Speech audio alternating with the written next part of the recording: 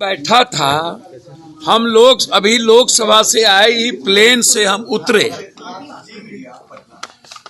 Court ने कल हमें बुलाया है और हम कोर्ट के सम्मान के लिए कल के लिए आ गए। और सिविल में दीपक नाम का कोई कहता है कि मैं इंस्पेक्टर हूं। आया तो हमको लगा हमसे मिलने लोग आए। हमने कहा आइए सब लोग बैठिए, कोई काम होगा तो आए ही लोग। आते ही कहता चलिए चलिए चलिए, अपर वारंट है चलिए।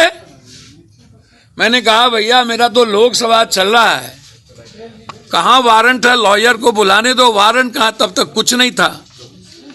तब 15 मिनट के बाद कोर्ट का जो एक आदेश निकला है कुर्की का, तो वो कुर्की जाके करे। अब यहां पर जबरदस्ती आ गए और तभी से टॉर्चर कर रहे हैं।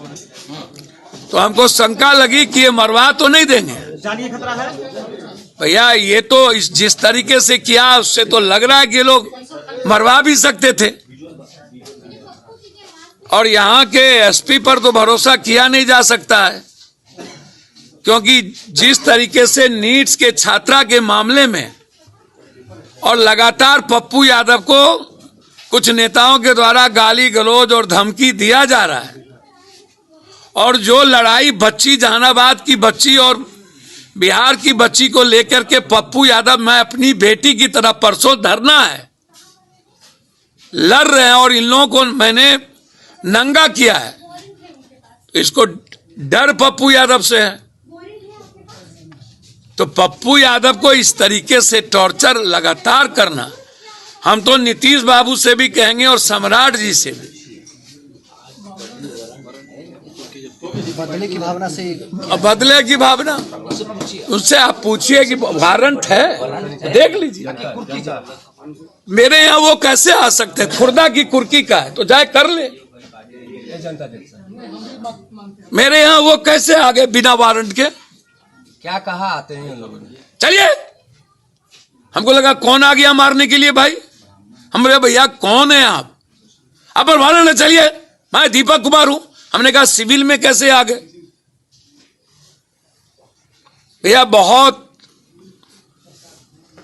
हटवा। मैं स्पीकर साहब से आग्रह करूंगा कि हमें और गृह मंत्री अमित जी से और बिहार के तमाम नेताओं से कि एक एमपी की जान बिहार में खतरे में है, पुलिस कुछ भी कर सकती है।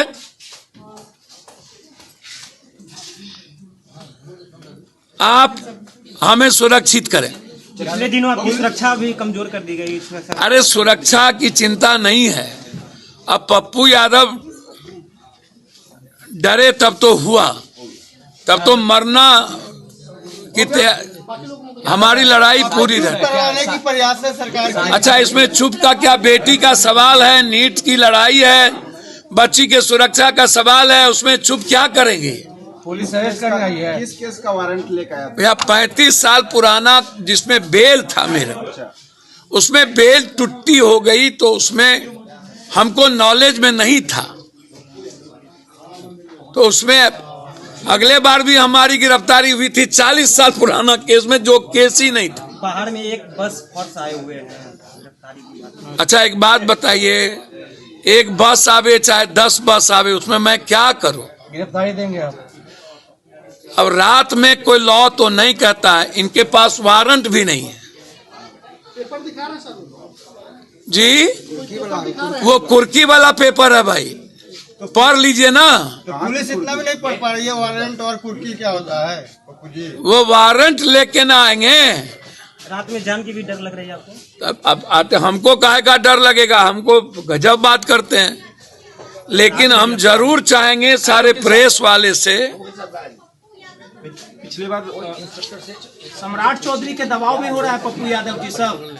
अब ये मैं राजनीति तो नहीं करूंगा, मैं यह नहीं कहूंगा कि सम्राट जी के दबाव में या नीतीश जी ऐसा काम तो नहीं करते। गृह मंत्री सम्राट चौधरी हैं तो उन्हीं। मुझको ये नहीं पता सम्राट, लेकिन मुझे पता है कि पुलिस को बहुत डर है पप्पू यादव से, कि सच मत बोलिए और नीट्स की लड़ाई को कमजोर कर दीजिए और बंद कर दी। क्या लग रहा है आप नीट सर मैं तो आया ही ना कोर्ट में, लड़ाई लड़ रहे हैं, उसका खामियाजा आपको भुगतना पड़ रहा तो है। अगले बार भी तो कोरोना का खामियाजा भुगते थे, इस बार नीट्स का खामियाजा भुगत लिए। प्रशासन के लोग आपको डांट डपट किए हैं। आप तो देखे ही, वीडियो है, सारा वीडियो है कि किस तरह से उन्होंने बिहेव किया है, बहुत गलत बिहेव किया है।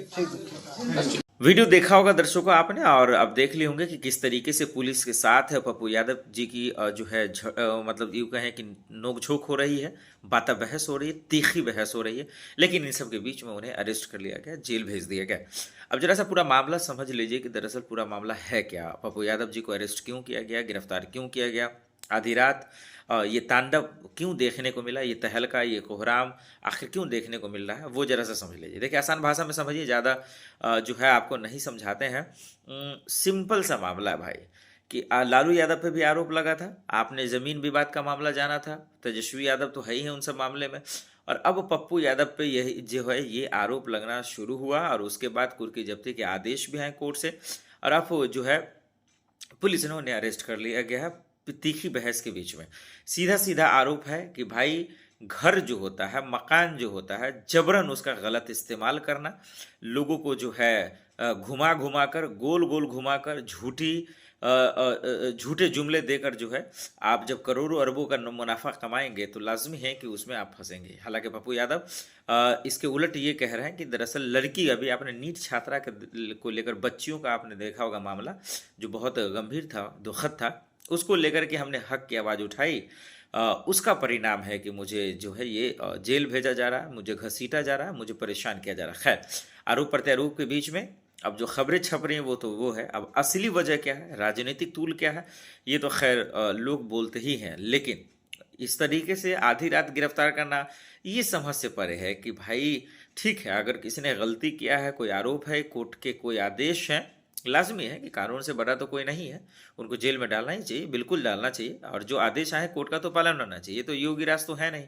कि भाई कोर्ट के आदेश भी आ जाएंगे तो एफआईआर दर्ज भी नहीं होगा, जज का ही ट्रांसफर हो जाएगा, तो ये तो खैर अलग बात है। लेकिन अब पप्पू यादव जो कह रहे हैं क्या वो सही है या फिर जो पुलिस कह रही है वो सही है, आरोप आपके सामने है, फैसला करने के लायक आप है ही, क्योंकि आप जनता है, जनता जनार्दन है, आपकी अदालत सबसे बड़ी अदालत है। लेकिन अब देखना पड़ेगा, पप्पू यादव की गिरफ्तारी को लेकर पूरे देश में तहलका मच रहा है। आपको क्या लगता है दर्शकों, आप भी कमेंट करके बताइए कि गिरफ्तारी जायज़ है या नाजायज़ है।